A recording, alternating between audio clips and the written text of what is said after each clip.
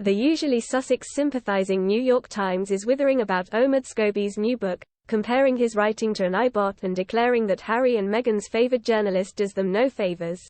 In a pithy review of Endgame, the liberal U.S. newspaper claims a chapter on the couple even reads like a press release cooked up by ChatGPT. It also says the book, out tomorrow, is not all that different from what Harry presented in Spare, and is devoted to setting the record straight on petty slights against the Sussexes.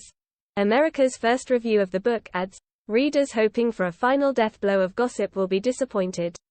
We've heard much of it before. From Fergie, from Diana, from Charles, from Harry again. It came as the similarly left-leaning independent news website in the UK claims he paints Meghan and Harry in a relentless saintly light.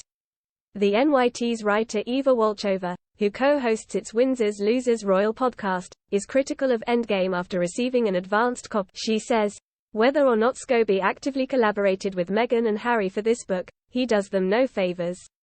Their chapter reads like a press release cooked up by ChatGPT, and does little to shed light on them as humans. He says the couple, who used to focus on coverage of themselves, now remain blissfully unconcerned.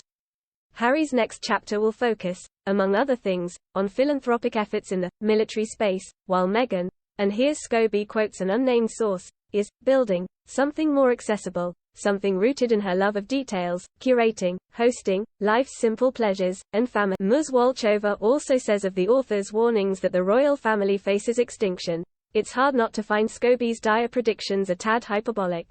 She writes, Scobie defines the term, endgame, as the final stages of a chess game after most of the pieces have been removed from the board, adding, unless Charles and his heirs act quickly, Scobie underscores, they risk losing the crown, or at the very least, any remaining cultural relevance. But there's a paradox here. As long as people are buying books like Scobie's, they're buying the whole lousy operation.